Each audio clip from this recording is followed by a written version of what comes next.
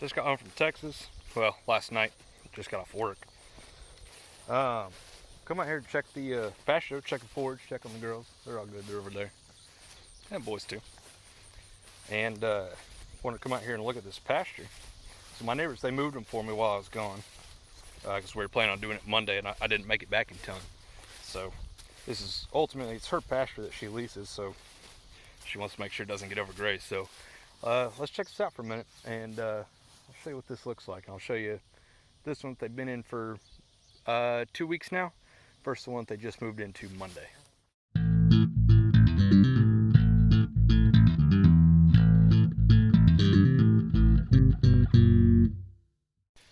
Alright, so this is what we want to see. Everything's kind of clipped down. It's nice, you can see they've eaten the tops off a lot of this. See there where they've been chewing on it. Right here's a good example. So that's still, you know, whatever, that tall. 4 to 6 inches. I'd say probably, maybe 6 inches on average. Like I said, they've had 2 weeks in this. And while they were over here, they also had access to that pasture there. So it's in about the same condition. Maybe a little bit shorter over there, it looks like. You can see areas like this. When we turned them in here, there's your reference.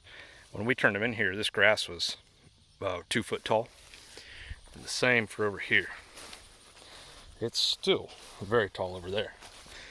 So I'll go over there and check that out. You can kind of see where they've come by and just clip the tops of that. That's what we want to see. So the goal is not to eat the grass down to the ground. You want to leave some so that it recovers. So count them on my way in. They're all here. They're all good.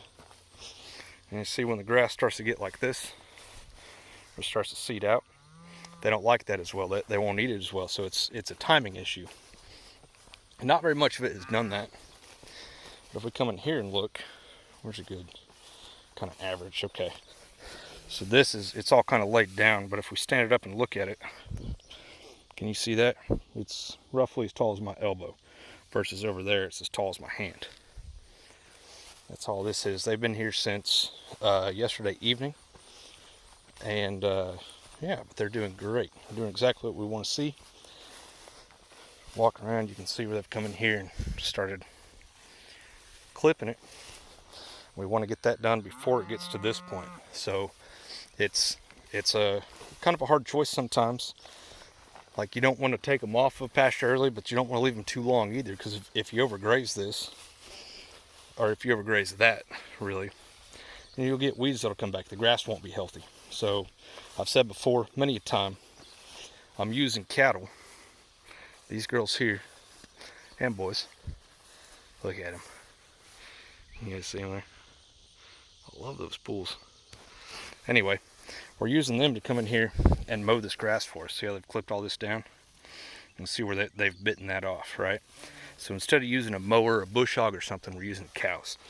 And as they do it, as they eat it, they're fertilizing it. When they're tilling the ground up, it's perfect for the grass. But you got to get the timing right. So we may have been a little bit late, actually. Maybe should have moved them a little bit sooner. So as you can see, there's a fair bit of this that's kind of started to seed out. And you can see where it's seeded out, they're not really eating this all that well because they don't like this stuff, right? So that's why if we wait too long and the grass gets too mature, then we just have to mow it. So I think we did pretty good on this one though.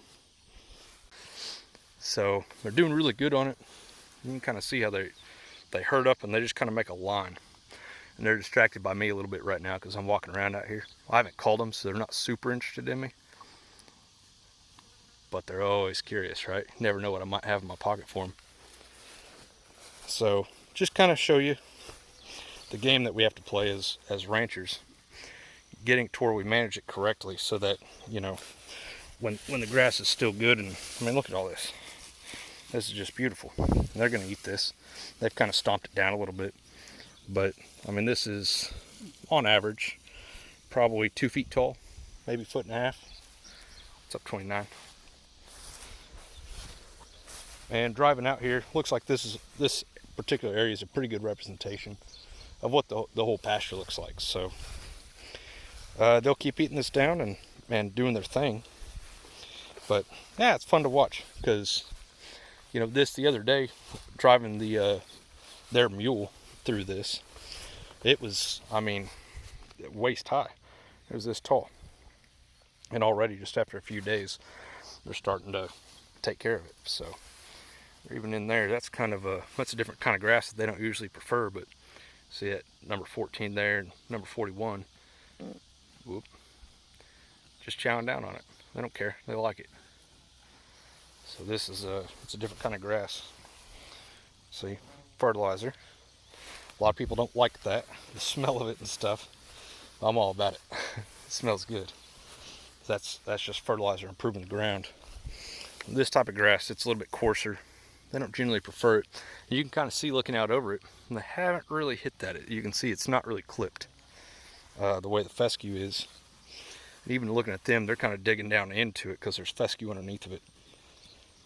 And fescue's not their favorite grass. They prefer Bermuda when they can get it, but look at them go. Look at that bull. Right here, this guy. Just chowing down. And all these girls. There's number 43. White one here. Just chowing down. Look at that. Mouthful of grass. Moving on. Grabbing some more. These girls. This is number 41 here. One of the reasons we leave them in this pasture is because these trees over here. Leave them open to this pasture, that is. Those trees. Because it is hot right now. Right now it's just been in the 90s. But it's supposed to get up towards the triple digits this week. Triple digits with the heat index. So anyway, they like the shade, so we leave them open to that. Even though this pasture is pretty much done over here, there's still a little bit that they can graze on in there, but they can get in the shade and stay cool. Of course, they got water right there if they need it, or when they need it, when they want it. So all in all, though, I mean, what a beautiful pasture. It's a bunch of, like I said, that coarser grass that they don't like so much, but doing what they do. Excited to see. Glad to be back in Oklahoma. Texas is cool and all, but I'd rather be down here. Me and old Blue today had to move their mineral feeder, and four-wheeler won't do it. It weighs about 900 pounds. So I need a heavier four-wheeler. Just spins the tires, but old Blue here handles it no problem. Man, beautiful evening. All right, so while I was gone this weekend, we ended up getting about a half-inch of rain, maybe a little bit more, some hail. Apparently, it's a pretty good storm. See though, just kind of how wet this is, but check it out. The road's not washed out. As I predicted, it is kind of sinking a little bit. You can see there's kind of a hole there. I didn't quite get the dirt tucked underneath the pipe. I knew that was going to happen. Another spot over here, kind of a low spot. And this, I dug that too far with the backhoe. I got carried away because I couldn't actually see the pipe. And you can see there was some water running off the road. That's normal because it's raining on the road as well, or whatever, the driveway. But you can see by the stick coming through the pipe, it did its job. It worked. It did not completely wash the driveway out, so that's what I was hoping for. Bit of a low spot here. That was I think that was Saturday. Today's now actually Wednesday. Still water sitting here. That's how tight the soil is out here. So it's this clay type soil, and it just holds water like crazy. That's why I have so much problems with mud and tearing the pasture up and getting stuck. It's because even when, I mean, it's been dry and it's been hot, but it just holds water like crazy. That's kind of a particularly unfortunate spot for the water to sit. So at some point I'm gonna have to clear a path off this way for the water to go. And I don't plan on taking any of the trees out like this. I just need to dig a ditch because it drops off pretty severely right there. So I've just got to figure out how to get the backhoe in here to where I can kind of trench this out that way. The reason this is unfortunate is because, I mean, the driveway is fine, but this pile of dirt goes about 30 feet that way, and I'd intended that to be able to use that for fill or for whatever. I piled it up there because at the time that was the high spot. This was kind of the low area. Well, that's now my driveway. It's the high spot, and now I can't get to my giant pile of dirt. And that's what I dug out of the entrance back here behind me that I'm about to start working on again. So I got old Blue fired up here with the welding trailer. Two old Blues, the old Miller welder and the Ford tractor. So I want to come over here and I want to get the panels tacked up on this side, and I want to finish up on there.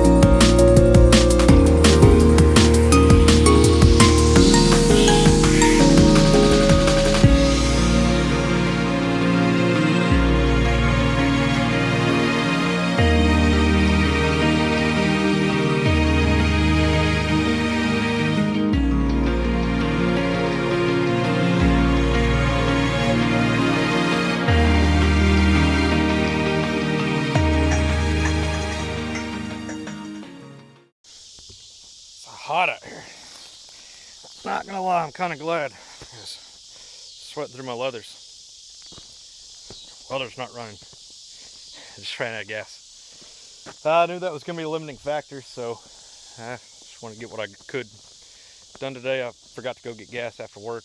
I forgot to bring my gas can actually, so we'll get it in the truck, and I'll get gas tomorrow. So I got this one tacked up across the top, and this side is completely done. So all I got left to do over here is at that corner, I've got to tie the fence back into it. So you can't really see it because it's so grown up.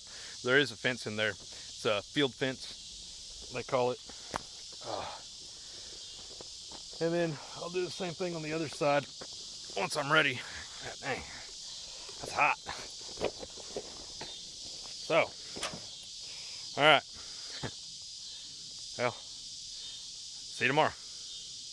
All right, real quick, before I get back to the fence, these are my pepper plants. And you can see they're not looking great. And what it is, I just need to feed them.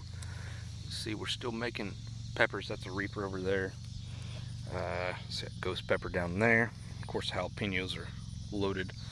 And that one, that's some sort of, it's a like a sweet pepper. But you can see by just their leaves, they're talking to us. They need food. So peppers need a lot of food and a lot of water. And so I've got that in that bucket right over there, the fish juice that my neighbor showed me how to make. But since I've neglected them at this point, you can see they're trying to make little bitty ones. Where is it? See it? So they're trying to make peppers, but these Reapers especially, they had a few other ones that were growing, and they basically, the pepper plants killed them off because they're starving. They need food. So organic, it's just hay and fish parts. That'd be a great option. But at this point, I've kind of neglected them too long. I should have given them that a long time ago. Anyway, go with my neighbor. She had some this guy on hand. Miracle-Gro. So This is a 2-gallon bucket. This takes there's a scooper in there. 2 tablespoons per gallon though. So I'll put 4 tablespoons in there, and that will be enough to do those 2 pots, and then I'll mix up a half of one for this one. That one looks better. That one it's just topsoil, basically, and I mixed a bunch of like leaves and sticks and stuff like that into it whenever I filled that up. But that's topsoil just off the land out here. These 2, however, are potting soil. So it's a great environment for a plant to get started in, but it doesn't have enough nutrients within it to sustain the adult plant. So kind of a mistake on my part. Tomatoes are the same way, and you can see this is my sun gold right here. It doesn't look just awesome, but it's still putting on fruit and it's still doing good. It's killed off some of the bottom leaves, so I need to feed it, I think, as well. But my tomatoes over here, I have fed them a couple of times with the fish juice over here, and I should have done the peppers, and I didn't. So I'm gonna take care of that real quick with a little bit of Miracle-Gro. So we'll give them a shot of that to get them back, and then I'll be more diligent. Probably weekly or at least bi-weekly, we'll be giving them a dose of the fish juice. That's a motorcycle. I thought it was thunder. Anyway, let me get that done real quick and we'll get back on the gate. So, as you can see, tank's full. I only showed up with 5 gallons. That's a 10-gallon tank. So I thought the welder ran out of gas yesterday, but obviously not. If we look at the filter here, it doesn't look great. It needs changed, but it's completely full. That's actually unusual. It usually sits about here where my thumbnail is. So it may have died because this filter's too clogged up. Well, we'll find out in a second. Let's see if it'll start. Well, okay, it started. Oh, wait.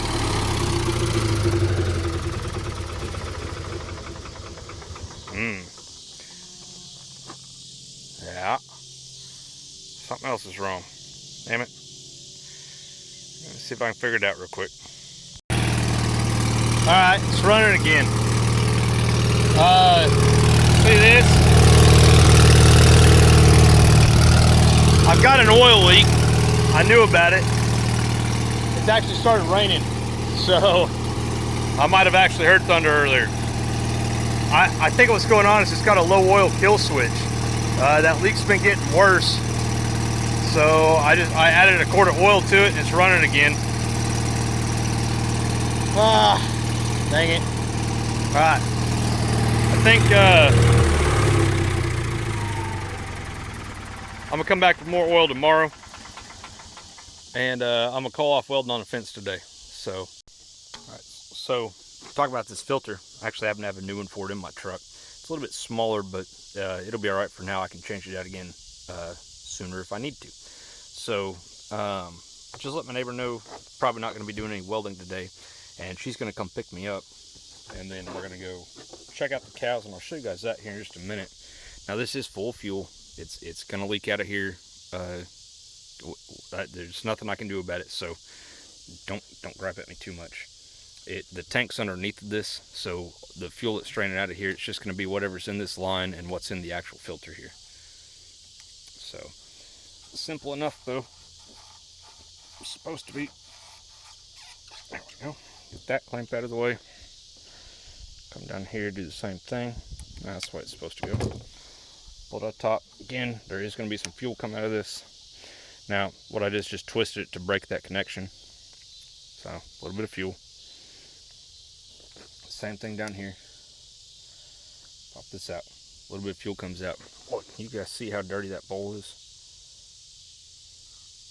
Ugh. Anyway, new one. Pops right on. Same thing there. Just like that. While I'm sitting here waiting anyway. Fuel filter. Come on now. Come on there. It's changed. Now, you guys see that? Of course, it's completely empty. crank on it real quick and you'll see it fill up, I hope.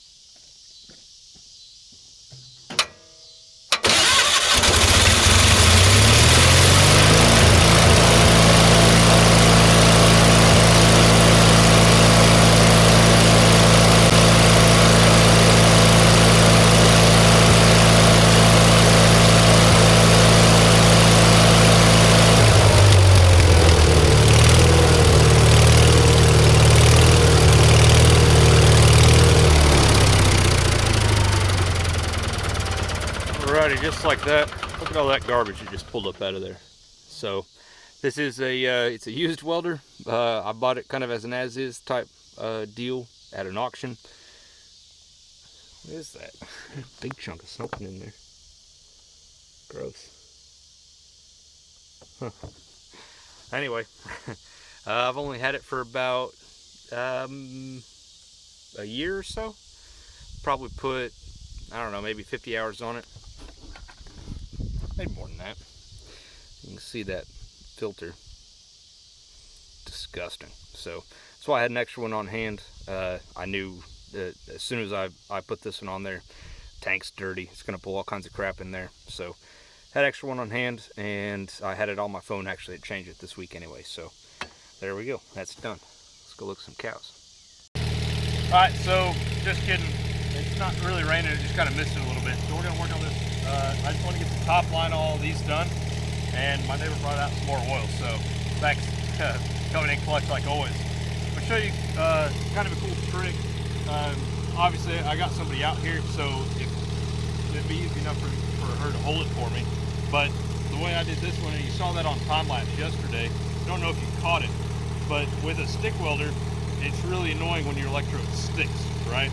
You have to break it off, but you can use that to your advantage. So what I'm going to do is I'm actually going to stick this on purpose over here, and then that's going to give me this piece of electrode. I'm using a short one on purpose, that I can actually hang that side of the gate off of, and then I can go down the other side and just hold it and weld it out from there. So I just thought I'd point that out real quick. It's kind of a, I don't know, cool trick. Works the same way if you're doing something with lumber. You can just hang a screw in something so that you can set your 2x4 on it. Same idea. I'm just going to stick the electrode. No sleeves. Not planning on doing a lot of welding today. So, all right. Let me just do it real quick.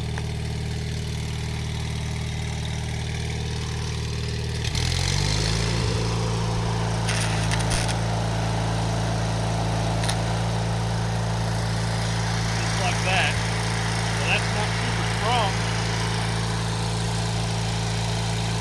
but it should be just enough that I can hang the gate off. The kind of gauge that thing. So I can hang that off there, and it's a little bit high on this end. So that's all right. So now I can go down to that end, and you can even slide it back and forth. It might fall off. It fell off on me a couple times yesterday, but just what's normally an inconvenience, you can use that to your advantage. So, pretty cool trick. So with a brand new electrode, it's actually sometimes kind of hard to stick it, like because the flux is perfect, right? So one thing you can do is take a hammer or something and actually beat the flux off the end so it's just bare metal, and that'll actually make it stick. That was the case with this one.